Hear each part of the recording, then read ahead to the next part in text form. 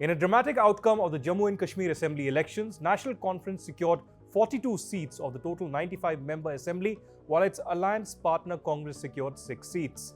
This brings the NC Congress alliance to the magic number of 48 to form the next government of Jammu and Kashmir. In fact, there is talks of 4 independent MLAs who have been NC rebels who will be in fact joining the National Conference yet again. While the BJP secured 29 seats in the Jammu region, other parties of the Jammu and Kashmir were mostly decimated. The BDP merely received 3 seats, with Mehbooba Mufti's daughter Iltuja Mufti losing the elections, while Sajad Lone of the Jammu and Kashmir People's Conference managing to win his seat merely by a slight margin. The much-hyped Baramulla Member of Parliament, Engineer Rashid's AIP, turned out to be a damp squib, managing to win only 1 seat of the total 50 plus they were contesting on. Aam Aadmi Party, on the other hand, for the very first time created inroads by winning the Doda seat of the Jammu division. 5 seats in the newly formed Jammu and Kashmir Assembly of the Union Territory would be now nominated by the Lieutenant Governor of Jammu and Kashmir, Manoj Sinha. Meanwhile, Farooq Abdullah, while thanking people, declared Omar Abdullah, his son, as the next Chief Minister of the Jammu and Kashmir Union Territory. This brings us to the questions that we are asking today on the News9 Plus Show. Was it a blunder for the BJP to release Engineer Rashid from Tihar Jail ahead of the Assembly elections? Did the BJP underestimate National Conference wave in Jammu and Kashmir? And finally, will Omar Abdullah government be in loggerheads with the Lieutenant Governor over the administrative powers and controls in the very first government of the Jammu and Kashmir Union Territory? And joining me on the News9 Plus Show today are Aasha Khosa, senior journalist, as well as we have Ahmed Ali Fayyaz, senior journalist, joining us from the Kashmir Valley. Ahmed Ali Fayyaz, if I can directly come to you first, how do you see these election results? Most of which was, I must admit, you had predicted most of the elections very much correctly. You had said that there is a massive National Conference wave. And on my show itself, Ahmed Ali Fayyaz, you had said that Engineer Rashid or the independents or the Jamaat will not be a factor at all. So congratulations for your prediction. But what is the way forward? How do you see these elections, Mr. Fayyaz? It's clear that the elections have been completely bipolar. One mandate has got to the BJP in Jammu, particularly for Dogra heartland, that is Udhampur, Jammu, Samba and Kathua districts. They also got some sporadic seats in other districts, but their main problem is that they fail to get a single seat anywhere outside Jammu. National Conference's benefit is that they were able to get 7 seats from Jammu, and that is their advantage. Both of them, National Conference in Kashmir and the BJP in Jammu, swept the polls in their principal constituencies. But it's not sufficient. You can win seats in your constituency, but if you have to form a government, you will have to go to the other secondary constituency. National Conference is Jammu, and for the BJP it is Kashmir. So it is clearly because of this factor that the BJP is out of power today. Aasha Khosa, if I can directly come to you, you have been a veteran journalist in Jammu and Kashmir. Through the most troublesome years you've reported from ground in the Kashmir Valley. How do you see this kind of a transformation now? The very first democratic exercise taking place in Jammu and Kashmir after Article 370 was removed and Union Territory was created. But do you think that the BJP became a little more overconfident with Engineer Rashid being released, he being given a complete mandate to contest the elections really, and they thought that perhaps with the support of the independents, they will be able to win the elections? Well, my understanding is that and also information is that BJP was never a serious contender in Kashmir.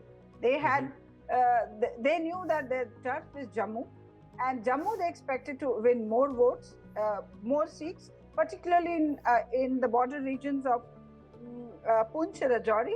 There something happened. We all know what happened, and they didn't get the vote. But Kashmir, I don't think that they are ready to go whole hog into Kashmir situation, and where they feel they can win all the elections. Of course, they have made little inroads, like Gurez, the BJP candidate is on the second position, and somewhere in Shupia. That has happened. So for BJP, winning from Kashmir was not an option this time, nor are they looking at that. BJP's outlook on Kashmir, elections, everything that happens in Kashmir now is it peaceful? Is it in sync with the rest of the nation? They were not looking for scoring brownie points in Kashmir, as you can make out from Prime Minister's speech today, and Mr. Chugh, who is BJP in charge of Jammu and Kashmir, he has also said that we'll be a watchdog in Jammu and Kashmir. Of course, they were expecting to win 35 seats. They had calculated the border areas of Poonch Rajouri because BJP had given them reservation, and they were thinking probably people will vote the old way. People there were quite secular and they voted for all the parties, Congress, BJP, everybody. This time that didn't happen. That is where their calculation went wrong. Engineer Rashid coming to Kashmir, first of all, he was released through a judicial order. Well, people can say that, the government doesn't contest in such cases. If they want somebody to be released, they'll say, okay, let him be released. To that extent, government has played its role in his release. But he surely, they were not betting on him. They were not thinking that he will go and change situation for BJP. Right. Of course, by some fluke, if they could win through division of votes, that could be one of the, least effective calculations. That may be in somebody's mind, but I'm not sure they wanted to win a lot of seats from Kashmir right now.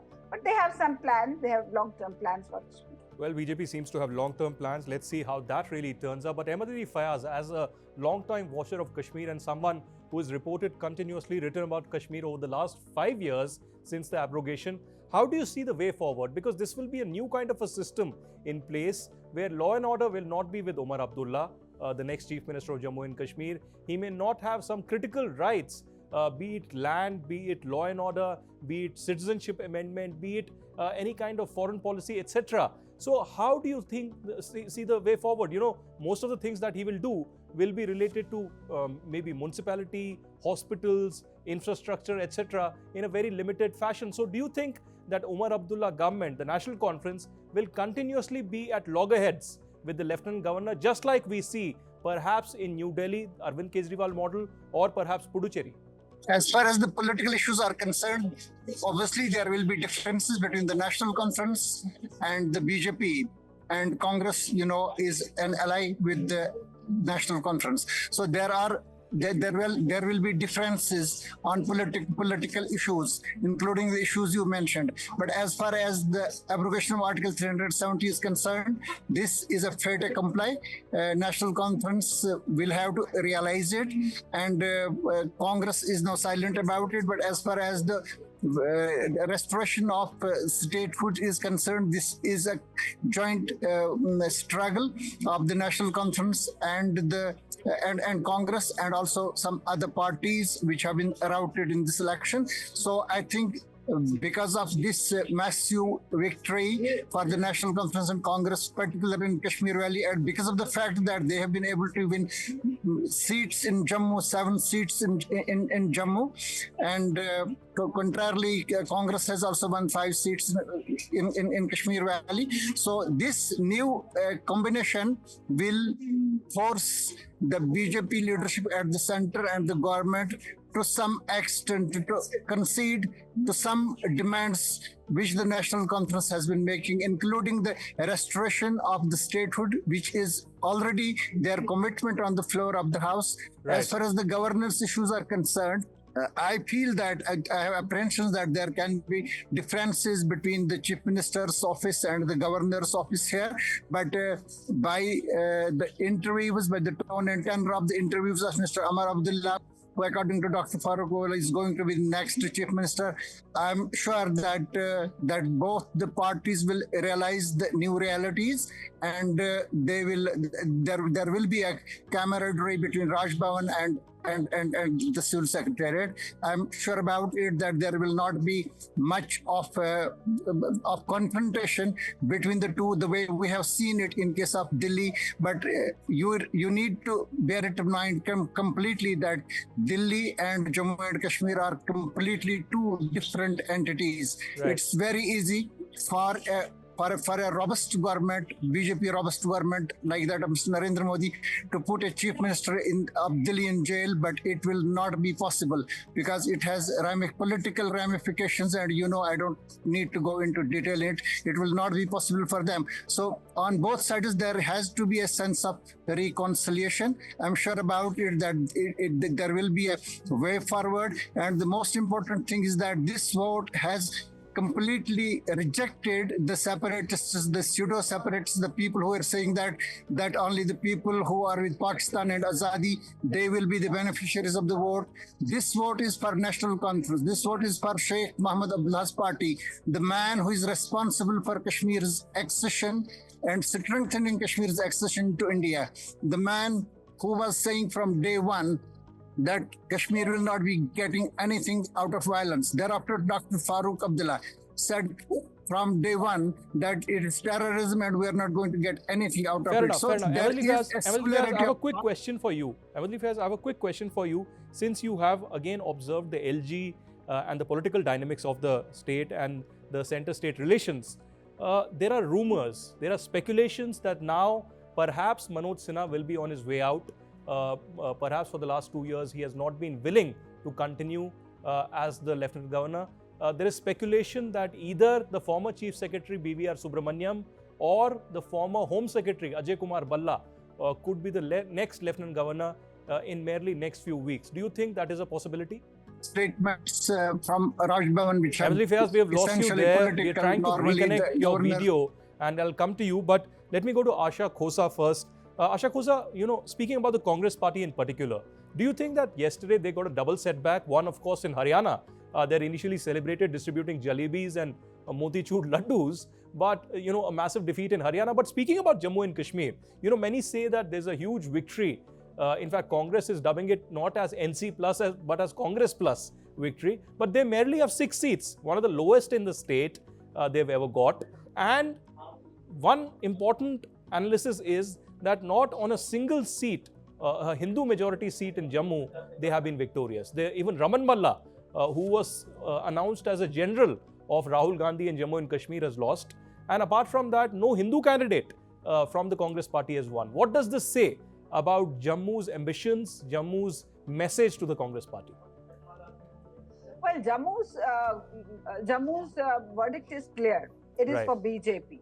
I mean, the bulk of people, bulk of constituencies have given mandate to BJP, and this is also for support of whatever has happened on August 5, 2019.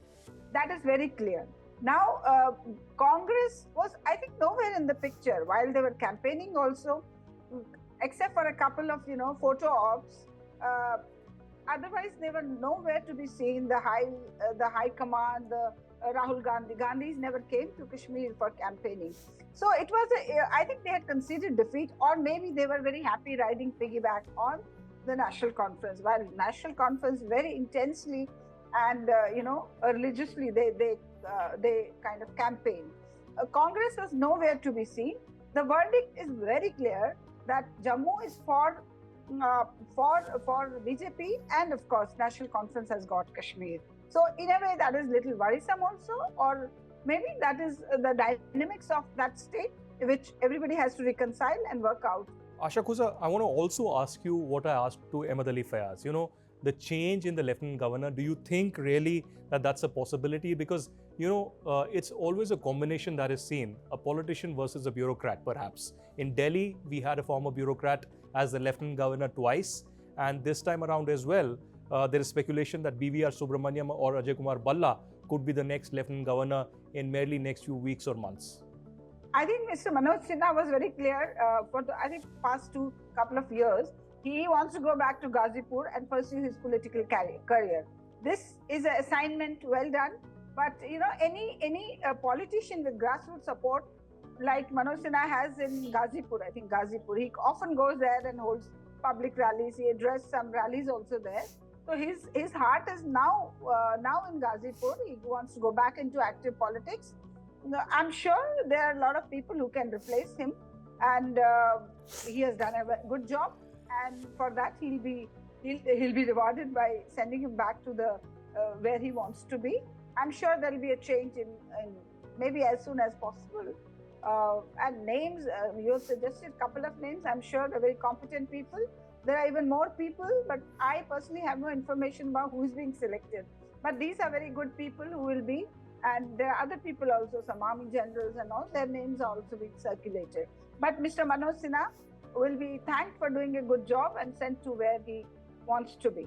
I see. Danish Iqbal now joins us live from Jammu and Kashmir. He's a political analyst and former spokesperson of the Jammu and Kashmir National Conference. Danish, how do you see the election results? Some would say that this is not entirely surprising. There was indeed a NC wave. Perhaps the so-called boycott vote or the anger that the people had has been translated into National Conference victory. How would you see the road ahead mainly now? Would you see the National Conference leader Omar Abdullah in loggerheads with Manoj Sinha or whoever the next LG really would be? No, I mean, it's been not just surprising for all of us to see the landslide victory for the National Conference, but it has been a surprise for the National Conference themselves. They have, I think, they've repeatedly said since yesterday that we didn't expect to cross 40. We were all expecting that they would be around 28 to 32, but they've done slightly better than that.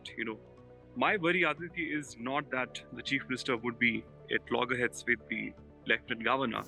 My worry is slightly, it's much bigger than that, which is that how would the incoming government deal with the political divide that's now glaringly come in front of all of us. The mandate that I'm talking about, the mandate that Jammu has given to the BJP and Kashmir Valley has chosen National Conference, of course. Now that what the biggest dilemma is that the National Conference can't go with the BJP and the BJP might not go with the National Conference.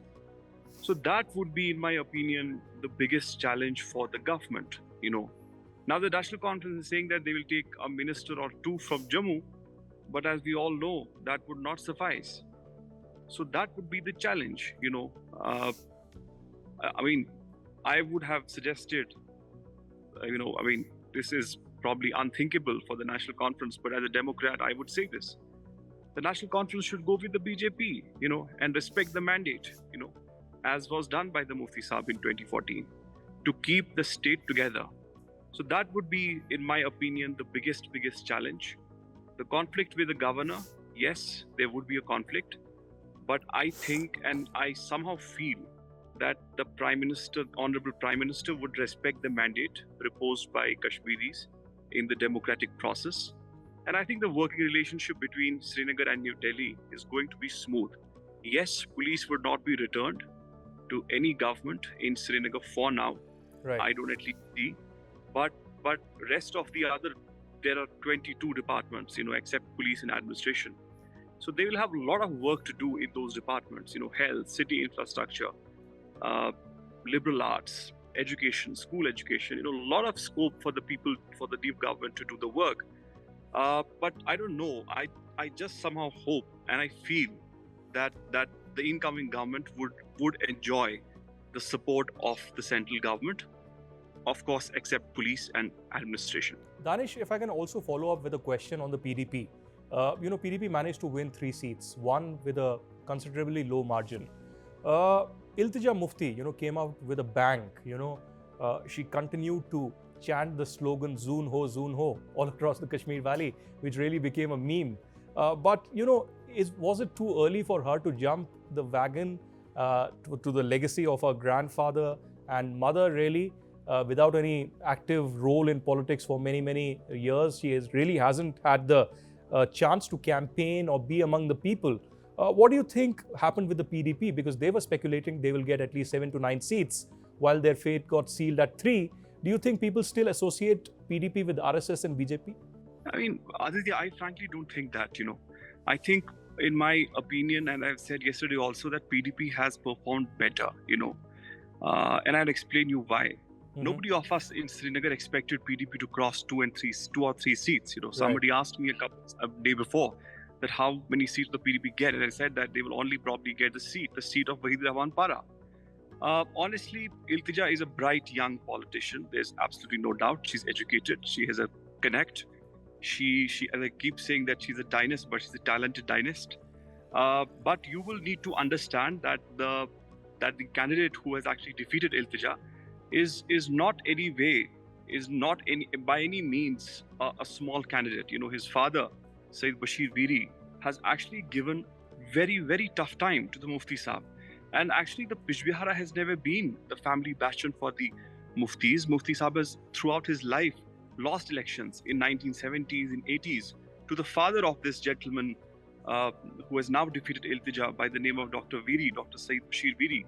So actually, I mean, Iltija had gone to Bijbihara in her opinion. She had thought that it's probably the safest seat in the Kashmir Valley for the PTP. She would win, she would enter the assembly, and then she would evolve and probably build her party back. Right. But what probably the PDP did, one of the worst mistakes the PDP did was at the 11th hour, they shifted a very senior PDP veteran by the name of Abdul Rahman Viri, who they shifted to another constituency, and that's why the voters did like that. You know, the voters were actually disgruntled, and that's something that the voters felt a sense of hurt.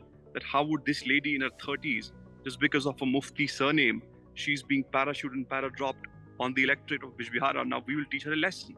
If you have seen Aditya, you would have seen that Iltija has not just, you know, her results haven't just not been breached, you know, it's been stormed. She's lost by 10 to 12,000 votes. But she was very emotional yesterday, you know. She was so heartbroken, so much so that she didn't even hope to live for the next election. But she didn't even speak to the ANI. She banned ANI instantly. Yes. She was speaking to the Greater Kashmir. She was completely heartbroken, but then, you know, it just happens. You lose some, you win some, you go on. But I mean, I'm sure that she would have a very important role in the future to play. Fair enough. Abdullahs are back with a bang. Muftis, not really. But Aasha Khosa, last comments to you. Quickly, if you could tell us, what are the top 5 priorities that the Omar Abdullah government should have now for the people of Jammu and Kashmir? Do you think that the old agenda of this autonomy, self-rule, of this alienation needs to completely be stopped, and work needs to be done on infrastructure, development, job creation, investment for the people of Jammu and Kashmir to bring them to the mainstream at par with other states and union territories of the country? Well, Aditya, frankly telling you, this national conference has a lot of baggage, you know, of autonomy, of the past. So it will take a lot of time. And also, if they have intention to shed it, the party has never been into serious kind of governance. We have never seen it doing the way, you know, say Chandrababu Naidu did in Andhra Pradesh, or Yogi is doing in UP, things like that. They don't have a history of doing well in governance. Their focus has always been on the emotive issues. Now the situation has changed. The party has not reconciled, apparently not reconciled, but I am very sure Omar Abdullah is a very sensible person. He's well exposed, well traveled, and he interacts with chief ministers. I was listening to one of his interviews where he was praising UP Chief Minister Yogi Aditya. He was saying, I like him. I mean, he was praising him. Right. So now the character of how Omar Abdullah behaves and how he controls his party, whether he comes with a new kind of mindset or he's just ready to continue the old mindset. If they go with the old mindset, then there will be conflict every day, because the national conference and that applies to Kashmiris in general. They have attached everything that happened on 5th of August 2019 to the izzat of Kashmiris. So if that rhetoric continues, if that narrative continues, they'll not be able to deliver. They'll get into kind of clashes, and it will be a failed experiment. If they want to utilize this massive mandate they have got, immediately they have to get in touch with the center and collaborate with it on developmental projects. All right, center-state collaboration is the way forward, new political discourse and a new political route of Jammu and Kashmir. Will that happen? Will the government of Jammu and Kashmir led by Omar Abdullah be at loggerheads with the LG's administration? Well, only time will tell. Danish Iqbal and Aasha Khosa and Ahmed Ali Fayyaz, thank you very much for joining us on the News 9 Plus Show.